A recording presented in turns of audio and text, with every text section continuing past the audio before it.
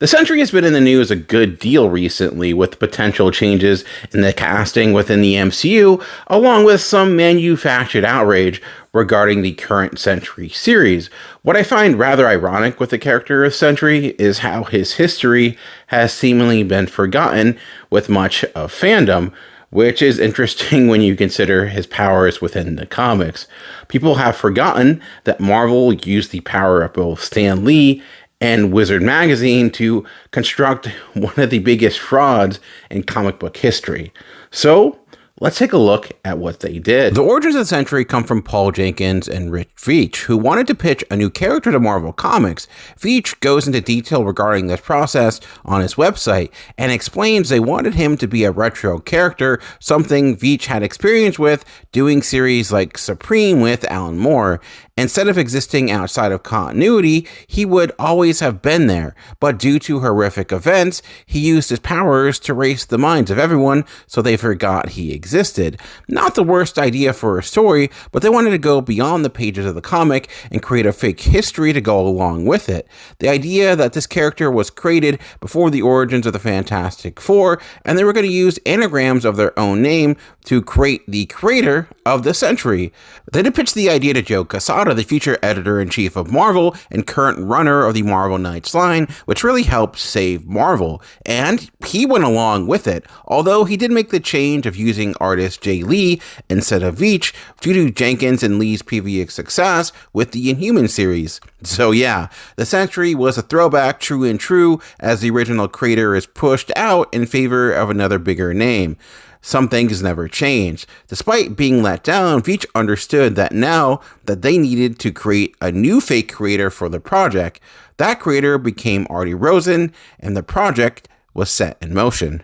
When you consider the dedication of comic book fans, along with their massive knowledge base and the endless amount of resources that exist, how exactly do you create a person that's never actually existed before and make people believe it? Well, the answer is you start small and you begin from there. The first step occurred in Daredevil number 9, an issue Joe Quesada did the art for. An inconspicuous note was left regarding the health of Artie Rosen, asking fans to send him their goodwill. They were even kind enough to explain to young readers that Artie Rosen was instrumental during Marvel's formative years. Sadly, Rosen did not get better, as nearly 6 months later, his obituary was printed in Wizard Magazine, an obit that even included a reaction from Stan Lee, who said he was close to him years ago, but had not heard from him in years. He was still shocked by the loss. The seeds were planted, and at first glance, most people did not think much of it. It's not unheard of that people who were important in the creation of the comic industry were forgotten or looked over. It was not like amazing records were capped, and the majority of comics in the early days did not include credits, so it's all very plausible. Also, it wasn't like it was major headline news or anything. Well, at least. A few months later, in Wizard 104, an article ran regarding the possible character Stan Lee helped co-create prior to the creation of the Fantastic Four. Lee was coy regarding the rumor and speculated he wasn't sure what they found, but he would also not deny it. In the next issue of Wizard, they went all in, indicating Artie Rosen's widow found a box of her late husband's work marked Marvel and brought it into the New York office. But Paul Jenkins mistakenly took it home and found images of the Sentry, a creation which also included the markings of Stan Lee. Considering this discovery would reshape the history of Marvel, Paul Jenkins then enlisted Jay Lee to tell a Sentry story. To double down when the miniseries was released, it even included interview segments between Joe Quesada and Stan Lee, where they talked about the creation of the character. As they say, the bigger the lie, the more people will believe it. Did people believe it? Yes, and of course no. Comic book fans have always been cynical, and even though we don't have things like YouTube, TikTok, or Twitter, we did have message boards, and I do remember people providing their speculation that what was being said wasn't fully true. The truth was finally revealed in Wizard Magazine 116 in 2001, as we learned those original sketches were done by legendary Marvel artist John Romita.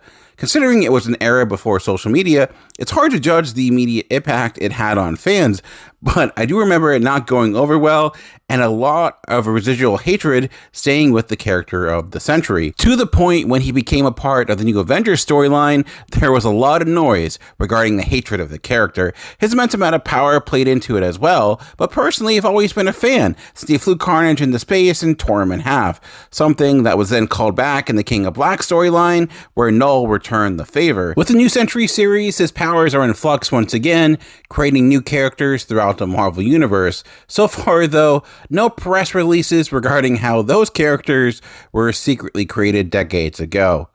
Still time, though. I think there's a lot of different ways to look at what they did regarding the creation of the Sentry. Was it a cheap way to get attention? Certainly. Was it effective?